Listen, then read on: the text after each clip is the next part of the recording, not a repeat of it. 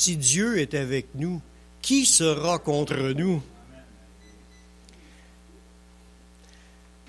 Souvent, on parle que l'ennemi fait ci, l'ennemi fait ça. L'ennemi fait des affaires, mais Dieu en fait encore bien plus d'affaires. Dieu, c'est le Tout-Puissant. L'ennemi est très limité. Il fait des petites affaires, mais c'est rien, ça compte pas. Parce que la grâce surabonde. Dieu nous bénit, puis il nous fortifie, puis il nous garde dans sa main. Tant qu'on va rester accroché au Seigneur, on est avec lui, on lui appartient, on est sous une protection. Il dit, oui, plus que vainqueur par celui qui nous a aimés. Il dit, ils peuvent tuer le corps, mais après, ils peuvent rien faire. Faut craindre ce Dieu-là qui peut faire périr l'homme et le corps là, dans la géhenne. C'est lui qu'on doit craindre. Le monde, c'est pas grave. Le diable non plus. Puis même s'il fait des choses pour essayer de nous intimider, parce que tout le monde, tous les chrétiens passent par là de l'intimidation par l'ennemi. Ne vous laissez pas intimider. On a déjà la victoire. Notre nom est inscrit dans le livre de vie. Puis en plus, on a l'autorité sur l'ennemi, puis on peut lui dire de s'en aller. Amen. On peut mettre un frein à ses actions, puis c'est tout ce qu'il essaye de faire.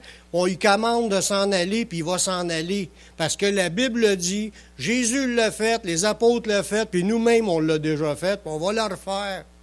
Amen. Amen. Prenons courage. Jésus a vaincu le monde. Puis il dit, vous autres aussi, vous avez vaincu le monde. Dans Jean, dans l'épître de Jean, ça nous dit cela. Mais en attendant, on a à apprendre à fouiller, à sonder la parole de Dieu, parce que la Bible, c'est de la lumière. Ta parole est une lampe à mes pieds, une lumière sur mon sentier. Ça veut dire que admettons que tu travailles comme pour explorer des cavernes, des endroits très creux, que ce soit au plus profond de l'océan ou dans des grottes puis dans des mines. La plupart du temps, puis quasiment tout le temps, les gens ne descendent pas là vides. Ils sont équipés de lumière tout le tour autour d'eux autres, puis des batteries en masse, puis des batteries de rechange, parce qu'il n'y a rien de pire que de manquer de lumière quand tu es rendu au bout du tunnel. Tu t'en vas explorer des grottes, des endroits que tu ne connais pas. Tu descends dans des endroits périlleux, que ce soit dans le fond de l'eau, même dans le fond. Des fois, j'ai vu des gars s'en aller dans des... C'est rien que ça d'eau, là. Ils rampent là-dedans, entre des roches, là, des gros caps de roches qui sont ouverts, puis ils rentrent là-dedans, puis ils vont visiter ces endroits-là. Il faut que tu sois équipé de lumière. Sans lumière, tu ne sais pas où est-ce que tu t'en vas. C'est sûr que ta vie est en péril. Tu as besoin de la lumière pour avancer dans ces ténèbres. Puis on a la lumière de Dieu présentement avec nous, équipés de la lumière de Dieu pour éclairer notre sentier, pour nous montrer le chemin. On ne s'en va pas à l'aveuglette, comme Paul dit. On ne s'en va pas comme en frappant dans le vide. On sait ce qu'on a à faire, puis on voit clair parce que la Bible nous parle. La Bible nous enseigne, elle nous éclaire. Puis c'est pour ça qu'il faut apprendre à fouiller, aller approfondir pour comprendre. C'est important. On est des représentants du livre de Dieu. On est représentant de Dieu, mais on est représentant de ce qui est écrit dans le livre. On ne s'en va pas là comme à l'aveuglette. C'est sûr qu'au début, on ne sait pas trop toutes les promesses et tout ce qu'il y en est dans le mode d'emploi, mais à force de vieillir dans le Seigneur, on grandit dans la connaissance, puis on est capable de répondre à chacun. Parce qu'on est équipé, on a les réponses de Dieu qui sont écrites dans sa parole. Puis la Bible, c'est la lumière qui nous a été donnée pour qu'on nous équipe, pour qu'on aille puis qu'on voit clair. Y en a-tu qui aiment ça avancer quand il fait clair le soir, quand ils se promènent en char dans les rues? On aimerait que les soirs soient aussi clairs que le jour, mais c'est pas le cas. Il fait noir, mais il faut que tu mettes des lumières pour voir clair. T'en as après ton char, c'est obligatoire. Sinon, tu vas finir dans le champ. Puis on va voir un peu l'idée par rapport à cette idée-là. Dieu, c'est la lumière, sa parole est la lumière. Mais on va voir, parce qu'on est en train de regarder une étude qui nous dit tous les points, différents aspects que le Seigneur veut travailler dans nos cœurs pour nous amener à ce qu'on soit comme Jésus. Puis pour atteindre ce but-là, il faut qu'il fasse la lumière sur des choses qu'on est ou qu'on a dans notre cœur. Le sujet qu'on va regarder aujourd'hui, c'est les cœurs aveugles. Est-ce qu'il y a des gens qui sont aveugles aujourd'hui? Vous allez me dire, oui, il y en a. Il y a des personnes qui se promènent avec des cannes, puis des fois, ils ont des chiens Mira pour les aider sur le bord du chemin. Il y en a des aveugles. Il y en a beaucoup, mais ils réussissent à fonctionner avec de l'aide. Mais il y en a beaucoup plus que ça, des aveugles aujourd'hui. Parce qu'on regarde toujours l'idée d'être aveugle au point de vue humain, mais le point de vue spirituel est bien plus pire. La majorité de la planète, c'est du monde qui sont aveugles, puis ils ne comprennent pas, ils ne voient pas le chemin de Dieu. Ils ne le comprennent pas, puis ils ne le voient pas, parce qu'ils ne l'ont pas connu, ou s'ils l'ont connu, ils l'ont mal appris, ils ont été mal informés, puis là, ils marchent encore dans les ténèbres. Tu peux être en train de penser que tu sers Dieu, comme Paul a dit des Juifs, ils servent Dieu, mais sans intelligence, ils ne comprennent pas.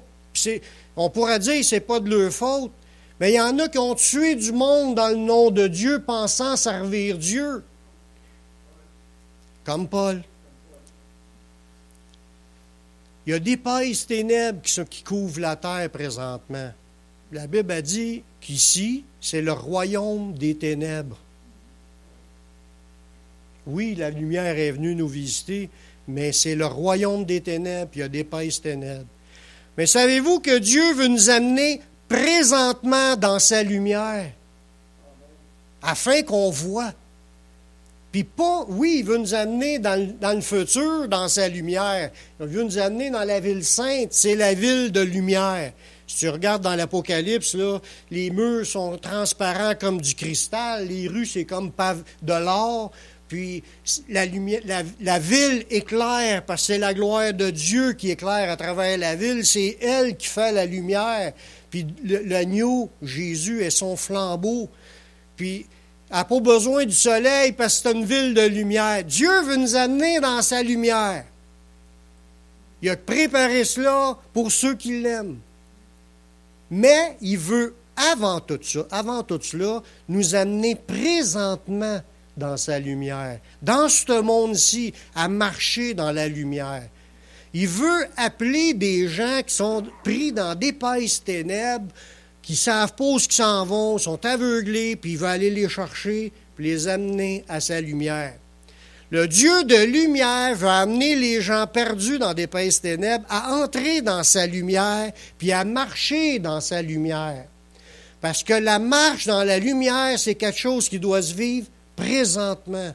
Oui, un jour, on va marcher dans la ville de lumière, mais ici, tu peux marcher dans la lumière. Nous, gloire à Dieu, on a répondu à l'appel, puis on est déjà des témoins de la lumière. La lumière qui est venue, c'est la lumière qui est la lumière dans cette création. Il n'y a pas deux lumières, il n'y a pas trois, il y en a juste une. Dans Matthieu 4, le verset 15 à 17, ça nous dit, ça c'est à l'époque de la naissance de Jésus, le peuple de Zabulon et de Nephtali, de la contrée voisine de la mer, du pays au-delà du Jourdain, de la Galilée des gentils, ce peuple assis dans les ténèbres. Ce peuple assis dans les ténèbres. Et en passant, il n'y a pas juste ce peuple qui est assis dans les ténèbres. Mais là, ça s'adresse à ce peuple-là parce qu'il y a quelque chose qui s'est passé dans ce peuple-là. Il dit, ce peuple assis dans les ténèbres a vu une grande lumière. Et sur ceux qui étaient assis dans la région et l'ombre de la mort, nous sommes dans la vallée de l'ombre de la mort. Toute la planète est la vallée de l'ombre de la mort. Mais il dit, ceux qui étaient assis dans la région et l'ombre de la mort, la lumière s'est levée. Ça a commencé quand? Tout de suite après que Jésus a commencé à prêcher la bonne nouvelle. Ça nous dit qu'il était tenté par le diable. Après, il s'est en allé dans ce territoire-là, puis il a commencé à ouvrir la bouche pour proclamer la parole de Dieu de la nouvelle alliance.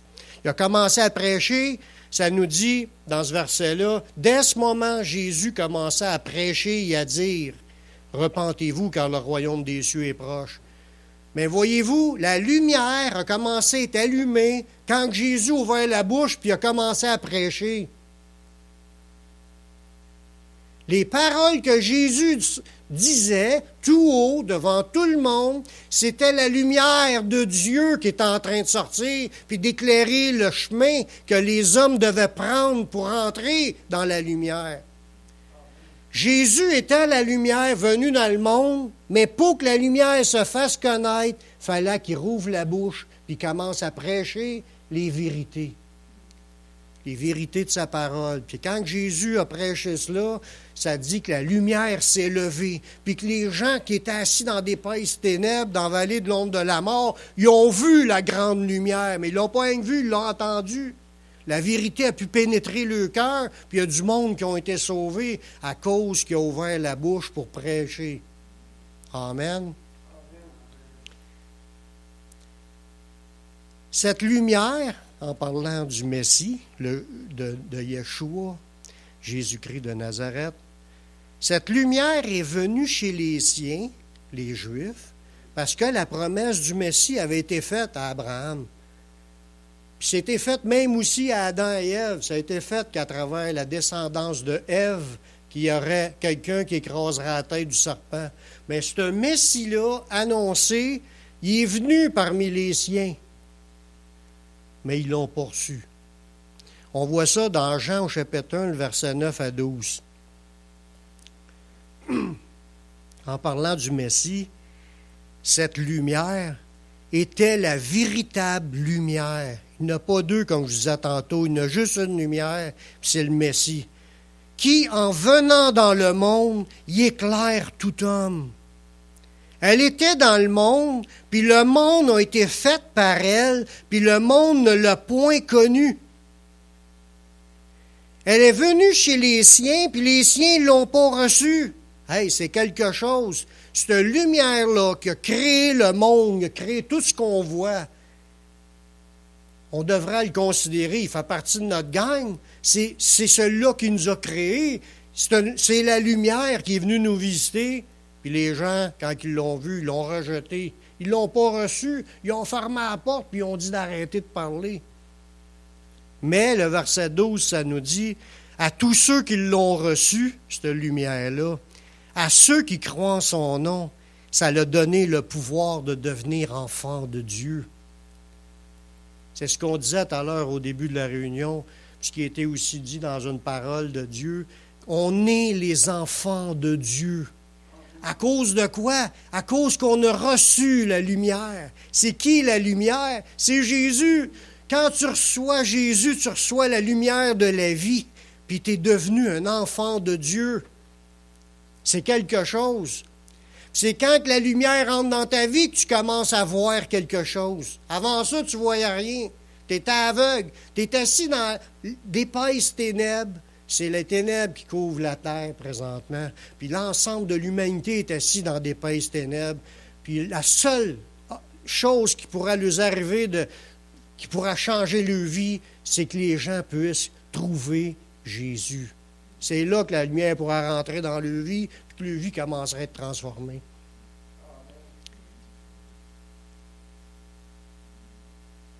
Mais, malheureusement, vu qu'il y en a qui ne le reçoivent pas, il y en a qui rejettent Jésus, il y en a qui ne veulent rien savoir de la lumière. Savez-vous qu'il y a des espèces, on le sait, il y a des espèces animales, puis il y a des espèces insectes, tout ça, qui n'aiment pas la lumière. Ils fuient la lumière. Ils veulent rester dans la noirceur. Ils se sentent mieux dans la noirceur que dans la lumière. Mais il y a des humains comme ça aussi. Les gens ne supportent pas la lumière. Je ne sais pas si vous avez déjà fait l'expérience quand il fait noir, puis tu allumes la lumière bien vite, là. Des fois, tes yeux, comme tes pupilles sont bien grandes parce que tu es en noirceur, tu rouvres la lumière ou tu as un flash. Ça fait mal, la lumière qui rentre trop fort. Mais quand Jésus est venu, ça a fait cet effet-là parmi les gens. Il y en a que ça leur a fait mal. Ils ont refusé, ils sont cachés, puis ils se cachaient pour ne pas voir la lumière. Puis ils l'ont fui, puis ils l'ont rejeté. Ils préféraient vivre dans les ténèbres. Ceux qui demeurent aveugles aujourd'hui parce qu'ils refusent la lumière, c'est dû parce qu'ils préfèrent les ténèbres à la lumière. C'est fort. La lumière vient, puis il n'aime pas la lumière, puis il attache la lumière. Puis il aime mieux être dans les ténèbres, il aime mieux être dans la noirceur. C'est ce que Jésus a dit dans Jean 3, le verset 19.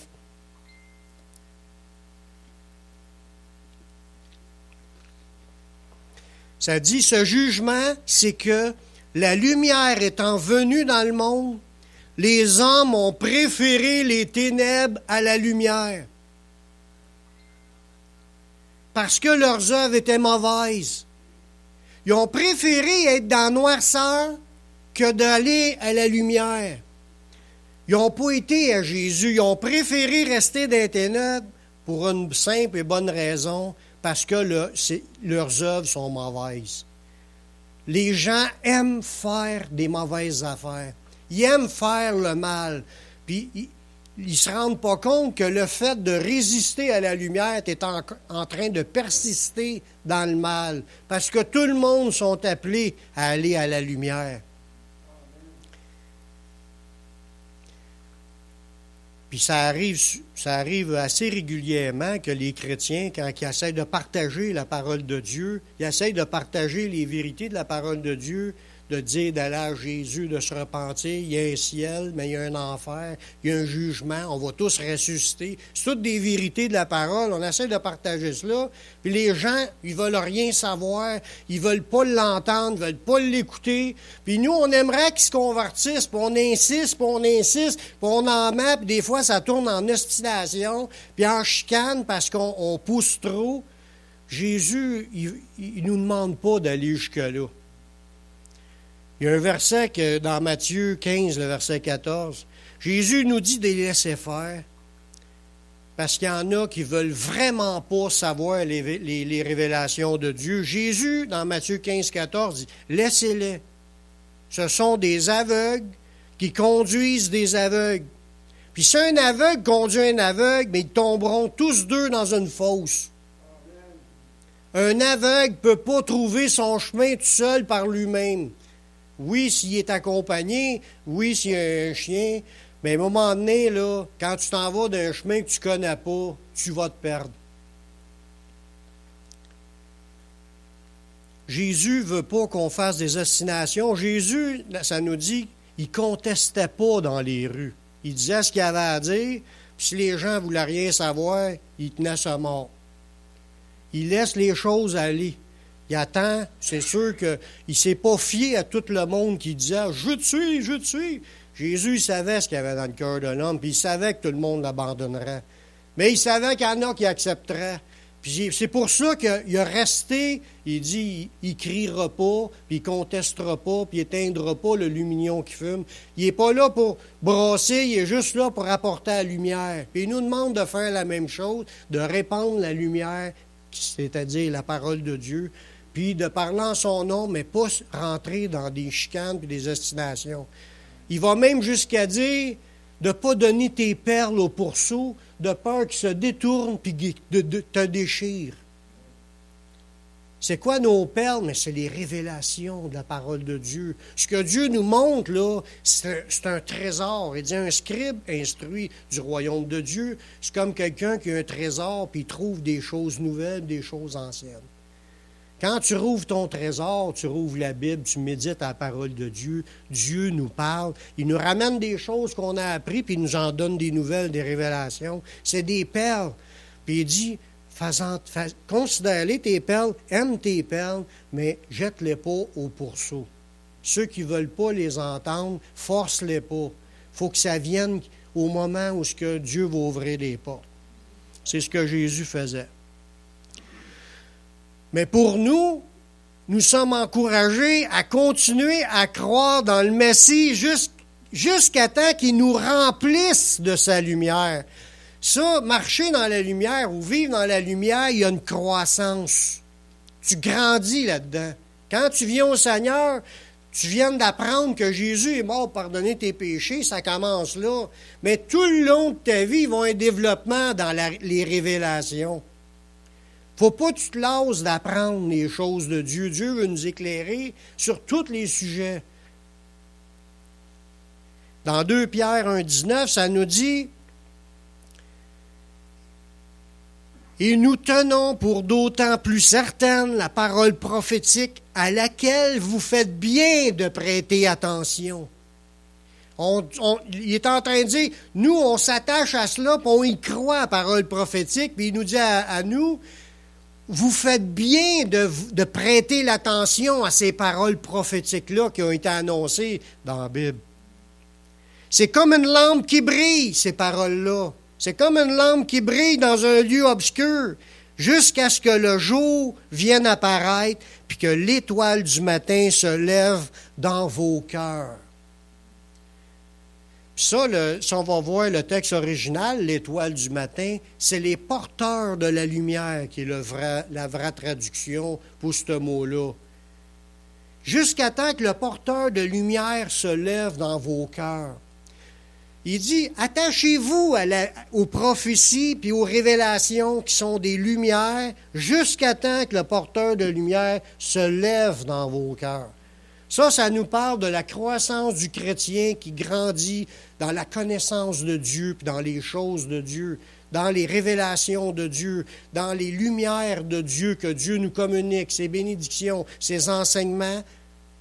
C'est sûr que sa présence et sa puissance, c'est le porteur qui nous apporte tout cela. Mais on est de plus en plus éclairé dans tous les domaines de notre vie. Nous avons besoin de sa lumière pour marcher dans la lumière. Personne n'est suffisant pour cela. Personne n'est capable par lui-même de marcher dans la lumière sans être d'abord éclairé par cette lumière. C'est quoi la lumière? C'est la parole de Dieu, l'Esprit Saint qui te révèle la parole de Dieu. Si tu ne comprends pas cela, tu ne peux pas marcher dans la lumière. Parce qu'on est appelé à plus que de juste contempler la lumière. On est appelé à marcher dans la lumière. Puis là, il faut comprendre cela ce matin. On veut se rendre à devenir comme Jésus. On veut que le Saint-Esprit nous amène à être comme Jésus. Puis c'est ça le but, la transformation d'un chrétien pour arriver à être à la stature parfaite de Christ. Pour y arriver, mais il faut que tu grandisses à marcher dans la lumière comme il est lui-même dans la lumière. On n'est pas de même en naissant de nouveau. On apprend en grandissant dans les vérités bibliques que le Saint-Esprit nous amène à ce qu'on soit de plus en plus comme Jésus. C'est là le but. C'est ça qu'il veut nous emmener. Puis ça, pour arriver à cette stature-là, il faut que tu vois clair. Il faut que tu saches où tu marches. Il faut que tu vois où ce que tu t'en vas. C'est pas une marche à l'aveuglette puis tu y arrives par hasard. Ça marche pas de même. C'est des révélations, renouvellement de l'intelligence, un changement que Dieu fait dans tes pensées, dans tes sentiments, dans tes émotions, parce que tu as appris en marchant dans la lumière qu'il fallait que tu remettes toutes les choses qui te montrent pour qu'ils viennent les changer. Puis cette transformation-là, tu marches dans la lumière pour arriver de plus en plus à sa ressemblance. Comme qui dit dans le passage, nous tous, comme on considère ça comme à travers d'un miroir, on voit la gloire du Seigneur. Il dit, nous sommes transformés de gloire en gloire, comme par le Seigneur, l'Esprit. Il nous amène à devenir de plus en plus comme Jésus. Y a-t-il un amen à cela? C'est super, merci Seigneur. Pour marcher dans la lumière de Dieu, il ne suffit pas de voir Jésus, mais de le suivre. Dans Jean 8,12,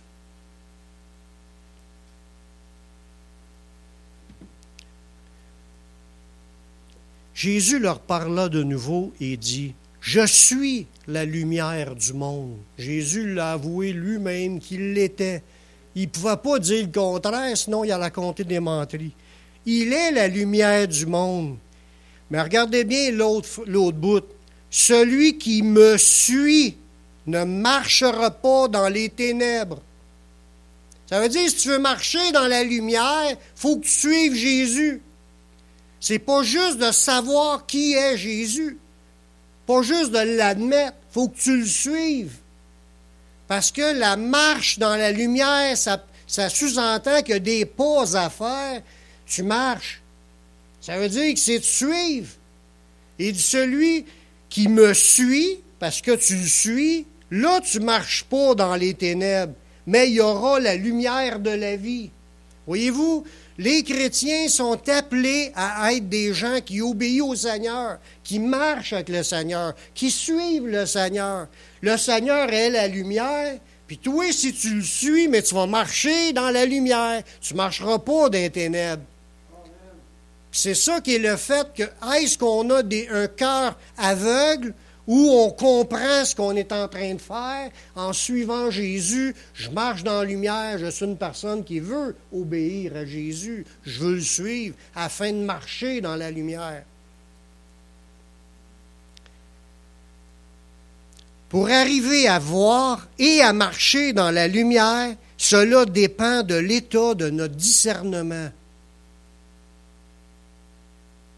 Hein? Pour arriver à voir la lumière puis à y marcher, ça va dépendre de l'état de notre discernement. On s'en rend-tu compte? On le sait-tu qui ce qu'on est, qu'est-ce qu'on a à faire? Juste le fait de savoir, est-ce qu'on connaît qu'on est d'identité, qu'on a reçu en Jésus, qu'on est des enfants de Dieu? Si tu ne le sais pas, tu ne peux pas penser que tu es en train de marcher comme un enfant de Dieu, si tu ne le sais pas.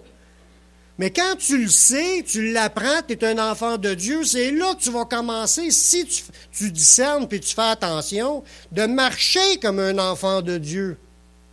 Faire attention à ce que tu penses, ce que tu dis, ce que tu fais, puis d'arriver à faire ce que Jésus te demande. Un enfant de Dieu, ça a un certain mode de vie que ça doit faire s'il veut ressembler au maître. Tu ne peux pas dire « je suis un enfant de Dieu » si tu es dans ta vie, tu es un diable. Tu agis en diable, tu as des pensées perverses, tu as une vie corrompue, puis tu fais de la méchanceté tout le long de ta vie. Tu ne peux pas penser que tu marches en enfant de Dieu ou que tu marches dans la lumière si tu marches en diable, comme en suivant le diable. Jésus le dit aux Juifs qui étaient là, il dit « Vous avez pour père le diable, puis vous voulez accomplir ses désirs. Vous marchez comme des diables. » Serpent, race de vipères, est en train de leur dire que c'était des races de serpents. C'est quelque chose quand tu te fais dire ça par le Seigneur, parce que lui, il a le discernement. Il voit clair les choses, puis il sait qu'est-ce qu'il y a dans le cœur. Y a-t-il un cœur aveugle, le gars, ou il y a un cœur qui voit clair? Puis c'est ça qu'il faut arriver à développer. Regardez bien comment est-ce que Jésus dit ça dans Matthieu 6, 22 et 23. Et il dit, l'œil, c'est la lampe du corps. Pour un corps, là, pour qu'un corps voie, il faut que tes yeux soient en bon état. Hein? C'est ça qu'il essaye de dire. Et si ton œil est en bon état, tout ton corps va être éclairé. Mais si ton œil est en mauvais état, tout ton corps sera dans les ténèbres. Si donc la lumière qui est en toi est ténèbres, combien seront grandes ces ténèbres? Quand Jésus a dit ça, c'est parce qu'il voulait nous comparer cet exemple-là de quelqu'un qui est aveugle. Il ne voit pas la lumière de la vie. Il est aveugle. Son corps est dans les ténèbres. Il ne comprend pas, il ne voit pas, il ne peut pas. S'il dit, ce mur-là, il est brun. Il ne peut pas comprendre, il est aveugle. À moins qu'il voyait avant, il avait compris avant de devenir aveugle. Mais quand tu es aveugle, il y a beaucoup de choses que tu ne comprends pas. Tu peux distinguer les formes, mais les couleurs puis les affaires que tu vois, il ne les voit pas, les magnifiques paysages. Parce que son œil est en mauvais état, tout son corps est dans les ténèbres. Mais quand tu mets ça au sens spirituel ou au sens figuré, puis que le discernement d'une personne, il ne comprend pas, puis il ne voit pas clair sur les choses de qui ce que nous sommes en Jésus, puis quelle devrait être la marche d'un chrétien, s'il ne sait pas, mais son discernement est défectueux. Si son discernement est défectueux, il va marcher dans les ténèbres. Puis il ne saura même pas. Il ne pourra pas discerner ce qui est vrai et ce qui est faux, ce qui est de Dieu, ce qui n'est pas de Dieu. S'il ne connaît pas la Bible, s'il n'a pas entendu parler ou s'il ne la comprend pas, il va continuer à marcher dans les ténèbres. Puis il va enseigner des faussetés aux gens. Puis il dit, Jésus, il dit, c'est des aveugles qui conduisent d'autres aveugles, puis ils vont tomber tous les deux dans le trou. C'est pas des grosses affaires, mais c'est simple au bout, mais c'est profond au bout aussi. Dieu appelle les chrétiens à être des gens qui voient clair dans leur vie, puis qu'on sache qu'est-ce que nous, on est, puis qu'est-ce qu'on a à faire, puis qu'on fasse dans nos vies ce qu'on devrait faire pour briller dans ce monde. Parce que Jésus a transmis cela à ses disciples, puis il a dit à ses disciples, vous êtes la lumière du monde. Parce que la lumière est pénétrée en nous, Jésus, qui est la lumière, le Saint-Esprit, bien entendu, Dieu est lumière, on l'a chanté tantôt, Dieu de lumière. La lumière est rentrée, puis aussi les révélations, la connaissance de la parole de Dieu, les promesses, les prophéties, on a toutes. Puis on continue à les approfondir, puis ça se développe de plus en plus, puis notre lumière devient de plus en plus grande, puis on est capable d'ouvrir la bouche comme Jésus, puis de proclamer les vérités de Dieu aux gens pour éclairer tout homme. On a cela, là, on est rendu maintenant la lumière du monde. Mais ça peut arriver que tu as reçu la lumière, puis tu marches encore dans les ténèbres. C'est ça qui est de valeur. Des cœurs aveugles. Tu peux croire en Jésus puis être encore aveugle. J'en ai parlé sur plusieurs sujets différents.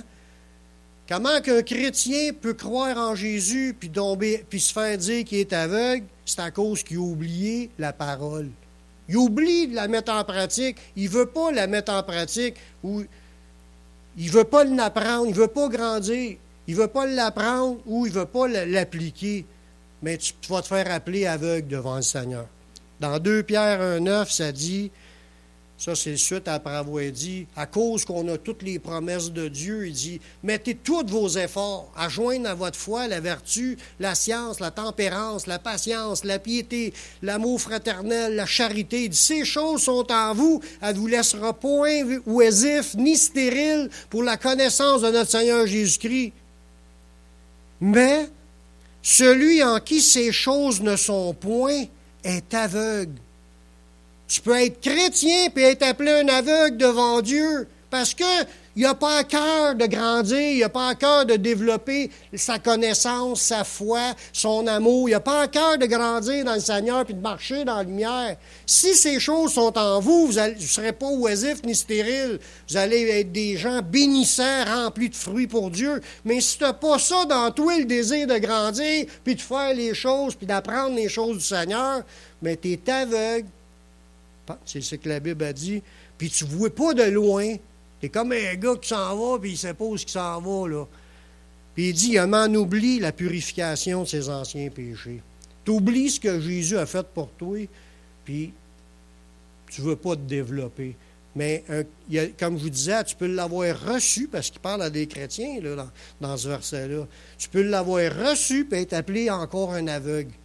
Pourtant, tu as tout reçu pour voir la lumière puis marcher dans la lumière, mais tu te fais encore traiter d'aveugle. Il y a même encore plus fort que ça. Tu peux te croire en Jésus puis marcher encore dans les ténèbres. Être aveugle, c'est une chose, mais marcher dans les ténèbres, c'est comme si tu marchais avant d'être chrétien, tu marchais dans les ténèbres, puis tu peux être devenu chrétien puis être encore en train de marcher dans les ténèbres. C'est fort. Non seulement que tu ne vois pas clair, mais en plus, tu fais exprès ou tu t'en rends pas compte. Tu marches dans des choses qui sont du diable bien raide. Ça, je vous le dis en bon québécois. Dans 1 Jean 2, 11. Regardez bien ce verset-là, c'est simple, mais c'est fort.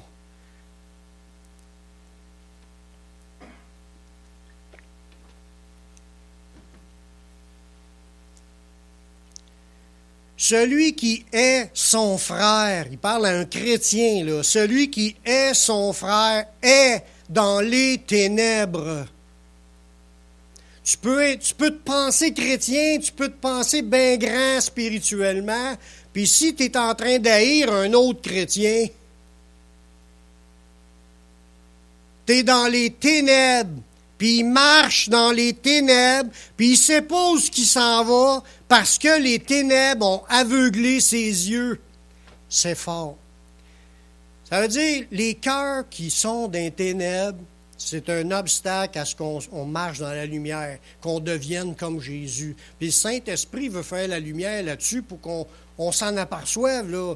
Il dit, hey, il faut que j'arrête d'haïr. Sinon, je suis appelé une personne qui marche dans les ténèbres. Je ne suis pas dans les ténèbres. Moi, quand on marche dans cette vie, on veut-tu répandre les ténèbres ou on veut répandre la lumière? Quand les gens vont sentir notre odeur, va-t-il avoir une odeur de vie ou une odeur de mort quand ils vont sentir ce qu'on sent spirituellement? Il faut que les gens sentent la vie de Jésus, l'amour de Dieu, la vérité de la parole, pas du mensonge puis de la méchanceté qui se véhicule puis que notre ombrage va rendre le monde malade plutôt que de les guérir. Jésus veut que ses disciples comprennent et voient clairement ses enseignements pour marcher dans la lumière.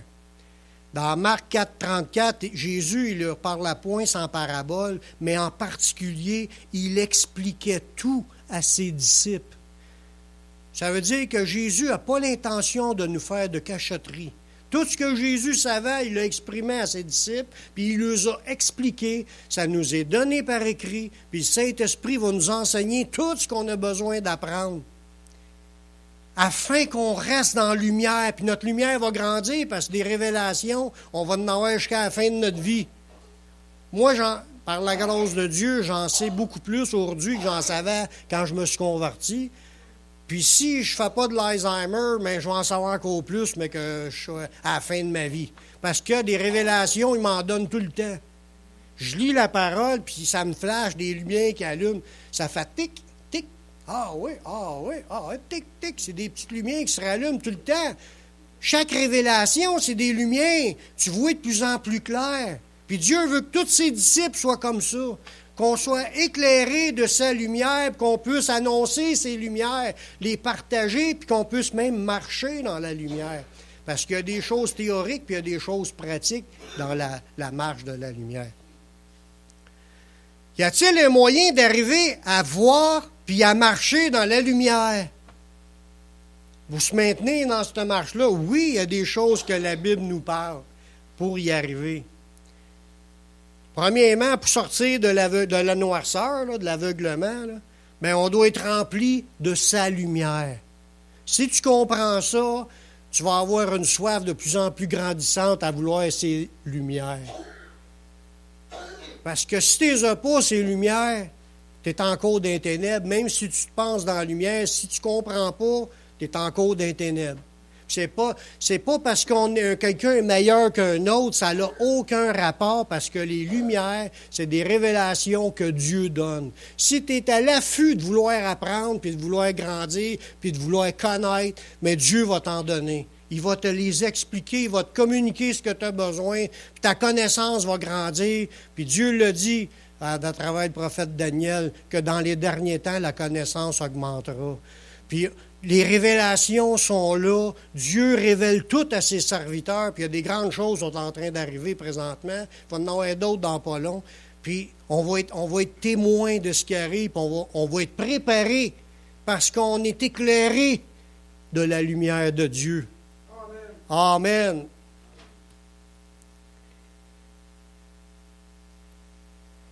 Nous ne pouvons pas arriver à la stature de Christ par nos moyens humains. Dans 1 Corinthiens 2,13, ça dit, les apôtres qui parlent, nous en parlons, non avec des discours qu'enseigne la sagesse humaine, mais avec ceux qui enseignent l'esprit, employant un langage spirituel pour les choses spirituelles. Ça veut dire que, humainement parlant, quelqu'un qui n'a pas d'inspiration venant de Dieu, il ne comprendra pas les vérités spirituelles. Même s'il apprend les versets par cœur, il n'y a pas de profondeur, il n'y a pas de lumière qui s'est faite, tant que tu ne comprends pas. quand la révélation est donnée, quand un disciple commence à avoir des révélations, puis il reçoit d'autres révélations, mais c'est des choses spirituelles. C'est le Saint-Esprit qui peut te donner ces révélations-là. Puis il y a même plus que ça, c'est une autre langue. C'est comme parler une autre langue. C'est un langage spirituel. C'est pas un langage humain. La langue humaine, nous autres, on parle le français, on se comprend en français. Des fois, on dit quelque chose, puis on ne se comprend pas. Il faut checker un dictionnaire, ces mots sont trop flyés. Mais quand tu deviens chrétien, il y a un langage spirituel que tu apprends à connaître, révélé par l'Esprit, puis tu comprends les choses de Dieu. Là, tu rentres dans d'autres sortes d'affaires. Tu comprends le monde invisible, puis tu approfondis tes révélations, puis tu es de plus en plus dans la lumière, éclairé par Dieu. Pour arriver à grandir, la première chose qu'on doit avoir dans notre vie, puis que les apôtres faisaient, c'est la prière. La prière, c'est la première chose à faire pour arriver à comprendre puis à vivre les vérités de Dieu. Dans Éphésiens 1, 16 à 18, l'apôtre Paul, il dit « Je ne cesse de rendre grâce pour vous, faisant mention de vous dans mes prières, afin que le Dieu de notre Seigneur Jésus-Christ, le Père de gloire, vous donne un esprit de sagesse, de révélation dans sa connaissance. » Voyez-vous, où est-ce qu'on va aller chercher la lumière? Mais c'est dans la prière que tu pries Dieu pour que Dieu te donne un esprit de sagesse, de révélation dans sa connaissance. Il va te révéler les Écritures. Tu vas comprendre les choses de Dieu, puis tu vas être capable de les expliquer aux autres. Mais c'est dans la prière que tu demandes à Dieu qui te donne ce discernement-là, ces révélations-là. Si tu ne les demandes pas, tu n'auras pas. Tu vas en avoir des affaires, mais tu n'auras pas le package qu'il veut te donner. Il faut que tu aspires à cela. Puis Paul le savait, fait qu'il priait, il dit, il ne cesse de prier Dieu pour qu'eux autres puissent l'avoir. Fait que s'il y a des gens qui ont comme l'esprit de prière, mais intercéder pour l'Église, intercéder pour moi qui me donne ces révélations, pour que tout le monde grandisse dans les révélations. Il donne un esprit de sagesse et de révélation dans sa connaissance et qui illumine les yeux de votre cœur. Ça veut dire que ça se peut qu'il y a encore des chrétiens qui sont aveugles. Ils ne voient pas encore. Mais Dieu va illuminer les yeux de leur cœur après que vous ayez prié pour eux. Les autres qui sont autour vont commencer à voir clair dans la vie spirituelle, puis ils vont commencer à avoir eux aussi des révélations parce que vous priez pour eux. C'est ça qui est important dans l'Église, qu'on soit un solide assemblage, puis on reçoit des dons différents, mais ceux qui ont le don d'intercession, il est important parce que toute la mécanique se fait quand il y a du monde qui prie. Ça prend des intercesseurs dans l'Église. Puis l'Église va grandir à cause de ça. Il va y avoir des âmes qui vont être sauvées, puis l'œuvre de Dieu va se développer parce qu'il y a du monde qui prie. Ça, c'est une devise, pas une devise, mais une petite phrase, j'en avais entendu. Quand les chrétiens prient, Dieu agit. C'est simple comme cela. Puis il nous le dit, le secret. Il n'y a pas juste ce verset-là. Il y en a plusieurs fois qu'il nous dit de demander pour recevoir, que ce soit la sagesse. Là, il en parle de la sagesse, mais Jacques le dit dans la sagesse. Si quelqu'un manque de sagesse, qu'il demande à Dieu, tout simplement, il s'en reproche, puis elle va lui être accordée. C'est aussi simple que ça. Mais doutez pas, mais combattez pour le demander, puis vous allez l'avoir, puis les gens aussi autour vont l'avoir. Un autre point qui est important, qu'on voit dans la parole, c'est l'étude de la parole de Dieu. Il ne faut pas négliger ça, d'étudier pour l'approfondir, d'examiner. Il y a des logiciels gratuits aujourd'hui pour mettre dans un ordinateur ou pour mettre dans un téléphone. Tu as la Bible au complet. Tu as les mots grecs, les mots hébreux, le dictionnaire hébreu et grec pour approfondir les mots, les recherches. Tu cherches un sujet, tous les versets sortent. Tu peux pas... Anciennement, ça n'existait pas, ces outils-là.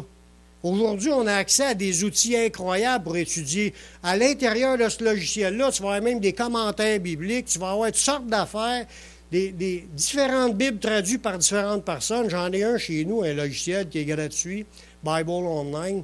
J'ai au moins 15 Bibles français dedans. Fait que je peux comparer la Bible Martin, la Bible Vigourou, la Bible Crampon, la Bible Chouraki, la Bible La Colombe, la Bible n'importe laquelle en français courant. Je peux tout comparer, voir comment les traducteurs, parce qu'il ne faut pas oublier que je l'ai déjà dit, là, mais la Bible pas authentique, la Bible infaillible, c'est l'original en grec ou en hébreu, l'Ancien ou le Nouveau. Les traductions en français, il y a des erreurs à cause des traductions. Puis il faut étudier si tu veux approfondir, si tu veux te développer, si tu veux apprendre, si tu veux que les lumières se fassent, il faut que tu fouilles, il faut y aller, puis là, tu apprends, puis le Saint-Esprit va te conduire dans tes recherches, puis il va te donner des révélations. C'est ça qui est le chemin pour avoir plus en plus de révélations. Dans 1 Timothée 4, 13 à 15, pour confirmer cette idée-là, Paul le dit à Timothée, « Jusqu'à ce que je vienne, applique-toi à la lecture. » Lire, là, ça ne paraît pas, moi, je suis obligé de lire. Ben oui. Quand tu lis, tu apprends. Si tu ne lis pas, tu l'oublies. Quand ça fait 5 ans que tu n'as pas ouvert la Bible, tu t'en rappelles-tu de tes versets? Tu ne peux pas t'en rappeler. C'est pour ça que les lumières, c'est comme si tu restes dans la lumière quand tu as encore toujours la parole dans ton cœur, parce que tu la vois dans ton livre, ou tu l'écoutes quand quelqu'un la lit. Jusqu'à ce que je vienne, applique-toi à la lecture, puis vu qu'il est un enseignant, à l'exhortation et à l'enseignement, néglige pas le don qui est en toi, qui t'est donné par prophétie, par l'imposition des mains de l'Assemblée des Anciens. Alors, regardez le verset 15 qui est le secret. « Occupe-toi de ces choses, donne-toi tout entier à elles, afin que tes progrès soient évidents pour tous. » Fait que plus qu'une personne s'applique à étudier, plus que ses progrès vont être évidents pour tous. Amen. Dernier verset. La dernière chose qui est écrite dans la parole pour t'aider à marcher dans la lumière, mais il faut être à l'écoute des enseignements du Saint-Esprit. Parce que ce n'est pas un langage humain, ça ne se comprend pas par toi-même. Tu vas y aller en étudiant, tu vas lui demander qu'il te donne des révélations, mais il faut t'écouter le Saint-Esprit qui te donne les réponses. Dans 1 Jean 2, 27, c'est le dernier verset. Pour vous, l'onction que vous avez reçue, ça c'est le Saint-Esprit, l'onction que vous avez reçue de lui demeure en vous. Et vous n'avez pas besoin qu'on vous enseigne, mais comme son onction vous enseigne toutes choses, et qu'elle est véritable, et qu'elle n'est point un mensonge, écoutez le dernier petit bout. Demeurez en lui, dans l'onction, selon les enseignements qu'elle vous a donnés. Voyez-vous, c'est pas juste dire « je suis dans l'onction ». Non. Pour demeurer dans l'onction, il faut que tu demeures dans les enseignements. Il les prend où, ces enseignements-là, le Saint-Esprit? Il les prend dans la Bible. Il vous enseignera toutes choses. Il vous rappellera toutes choses de ce que je vous ai dit. Ça veut dire, le Saint-Esprit veut t'amener à revenir à la Bible, lire la Bible, méditer à la Bible, comprendre la Bible. C'est la Bible qui est la lumière. Fait que demeure dans les enseignements qu'elle t'a donnés. La révélation de la Bible. C'est de même que tu demeures dans le Saint-Esprit. Amen. Prions. Seigneur, je te remercie pour ta parole. Merci de vouloir est-ce qu'on marche dans la lumière. Seigneur, je veux marcher dans la lumière. J'ai besoin d'être éclairé par ton Saint-Esprit, qui m'enseigne toutes choses, qui me révèle les choses de ta parole, que je puisse être éclairé de ta lumière. C'est ta lumière qu'on veut être éclairé, pas les enseignements religieux de ce monde. On veut ta vérité. Ta parole est la vérité. Ta parole est une lampe à mes pieds, une lumière sur mon sentier. Donne-moi de marcher et de garder le chemin que l'Esprit Saint m'enseigne à demeurer dans ta parole. Amen.